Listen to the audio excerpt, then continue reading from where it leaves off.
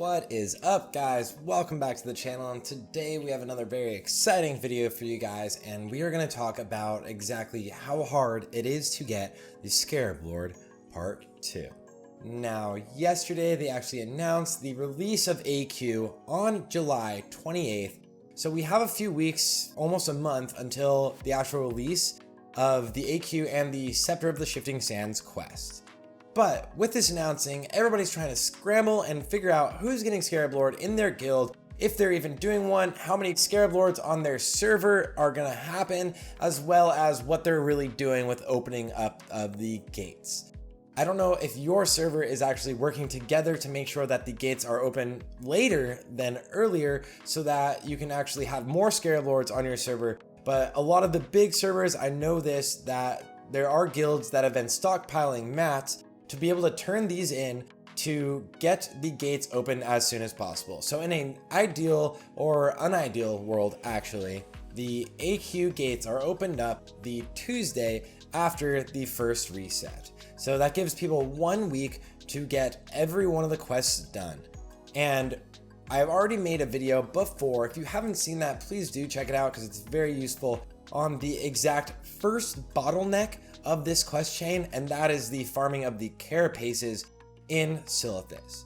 In an exact ideal world where you are killing every single one of these mobs in an exact time of them respawning and completely controlling a hive with no PvP and no griefing and no other contentions, you can only have 8 to 9 Scarab Lords per server.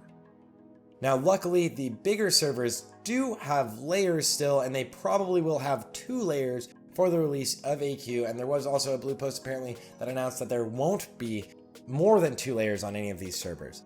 So in an ideal, optimized world, guys, only possibly could you ever have 16 to 18, and that is only the first bottleneck.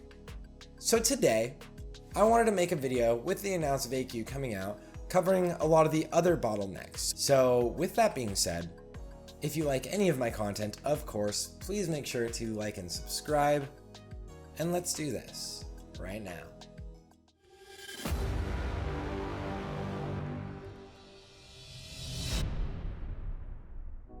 So the first thing that you need to know for this quest, if you want to get Scarab Lord, is 100% that you absolutely can't do it alone.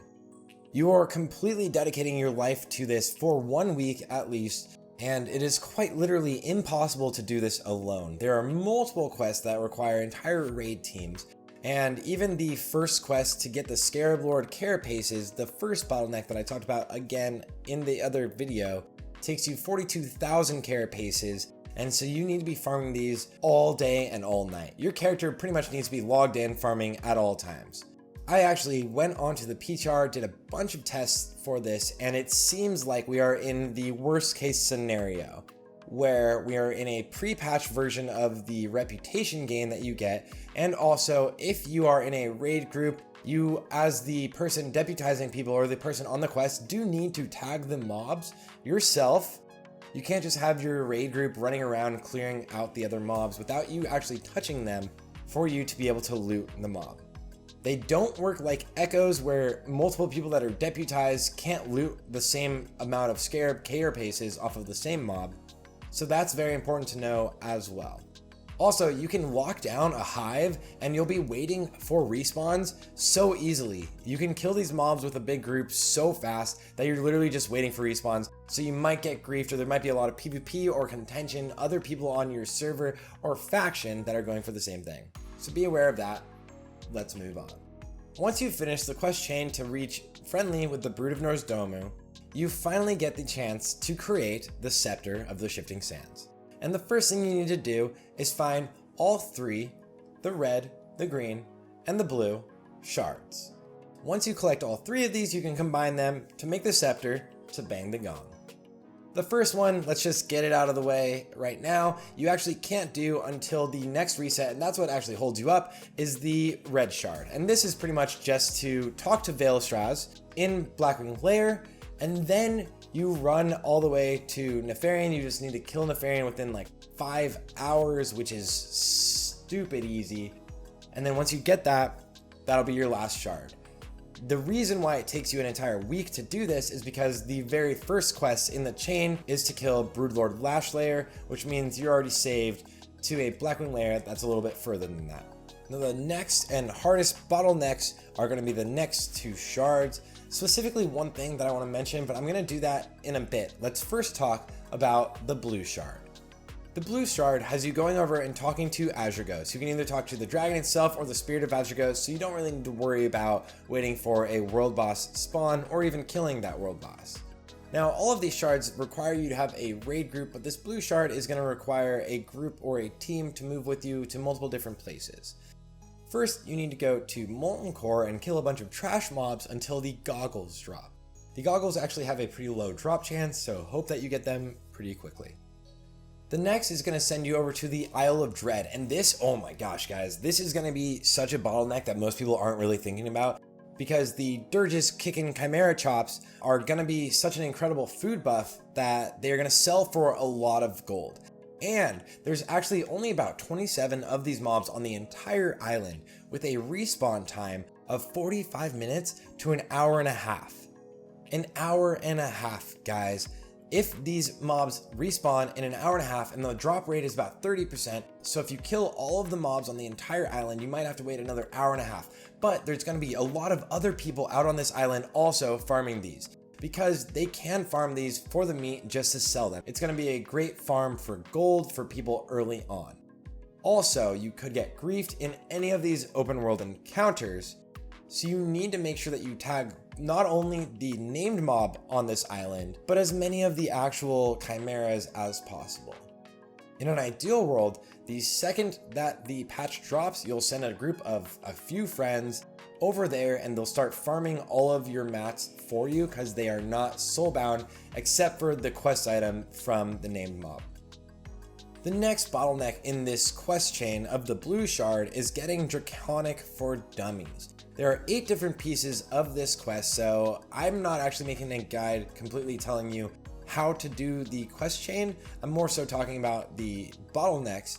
So if you want to see another guide on that, Tips Out has a great one. I think Mad Season has one too, but this isn't that.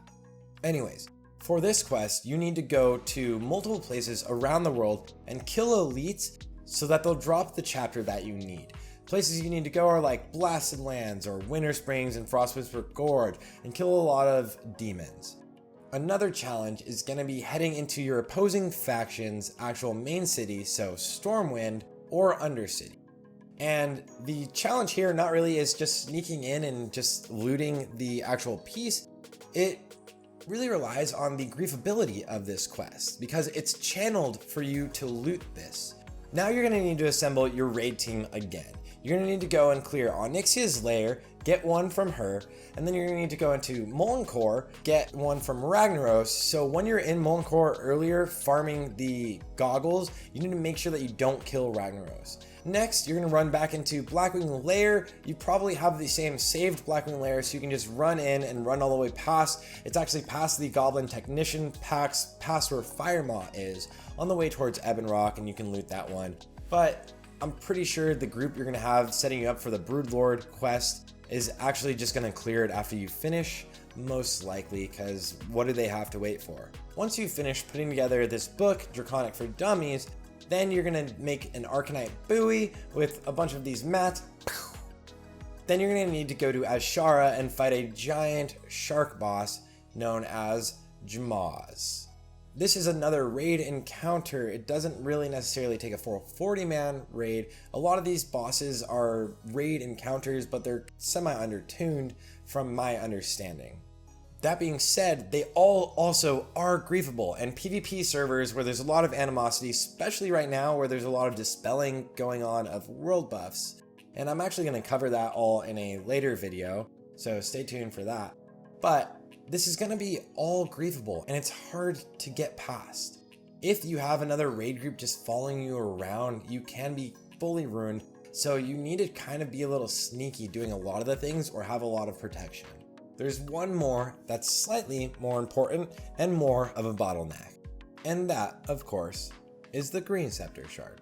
Now the Green Scepter Shard is the one that's going to send you all around the world towards all of the world boss locations, the Emerald Dragons, and you need to farm all of the mobs outside of those locations. An issue here is those mobs have a pretty long respawn timer, and there's only about 10 to 20 of them at each of the locations, and the drop rate isn't that good. So if other people are there clearing out all of the mobs, you're going to have a lot of contention trying to get tags, as well as a lot of other factions could be there even farming the world bosses themselves, so it's not going to be as easy as you anticipate. Ideally you do this as fast as you can, but that's not even the griefable or the hard part. The hard part is called the Nightmare Manifests. And this is the quest where you need to go into Moonglade and you talk to Keeper Remulos, where he starts summoning Aranicus, the last boss from Sunken Temple. Aranicus attacks Moonglade, you need to fight off a bunch of shades, and this is a huge raid battle where first your tanks will be tanking Aranicus, and then Keeper Remulos will be tanking Aranicus, but if Aranicus or Remulos dies, you fail. So you need your healers to be keeping Remulos up the entire time, but you also need to make sure that Aranicus isn't getting killed. Now this is the most griefable part of the entire chain. Oh my gosh, this is gonna start so much animosity between all of the servers. People are gonna go crazy for this, because if you don't get this done, you are sort of screwed. And if there's other guilds there just solely focused on one, burning the boss or killing Remulos, because if you just set your Cenarian Circle rep to hated, you actually can attack him and you can burn him. He doesn't have a crazy amount of health, it's about 10,000. So you do need a lot of healers there just ready to pocket heal him. This is the quest that you absolutely need to have as many people there as possible just working with you to protect you from being griefed. I think this entire quest chain is going to invite a lot of animosity and a lot of inter-faction or even inter-guild fighting. It's hard to say, it's unfortunate to say, because I think it would be sick if we could get as many Scarab Lords on each server as possible, but that's probably not going to happen. You're probably only going to see a couple or a few Scarab Lords on every server because of how things are going to go. I'm interested to see how things are going to happen, but I want to know what you guys think about this all as well. Do you think that we're going to have a lot of griefing, or do you think people are going to be a little bit smoother when going after Scarab Lord? Is your server going to work together, or are they all going to fight? Are they going to rush to open the gates, or are you working to get as many Scarab Lords as possible? It's a little bit of a prisoner's dilemma, where the first person that gets the Scepter of the Shifting Sand has this sort of mentality where they could wait just for more people to get the Scepter and turn it in, but what if they're not paying attention or something and somebody just bangs the gong and then they have 8 hours to get on and do it? What if they miss it? So we'll see how things go, guys. Of course, as always, thank you for watching. I will be covering later this week probably the Dark Mantle set and how it actually performs in the PTR. There's been a lot of talk about this set lately. So we're gonna actually test it all out, break down all the numbers for you guys. So make sure to hang around and subscribe if you want to see that. I'll also be posting a video breaking down the actual log/VOD review that I did of Just Woo's #1 in the world Rogue BWL Parse run. #1 damage on bosses. We broke this all down together with him on stream, so that will be coming very soon. Make sure, again, to like and subscribe. If you want, of course, you can join me on Twitch any Monday, Tuesday, Friday, and Saturday. And past that, come join the Discord and hang out with us. I'll catch you guys on the next video later this week.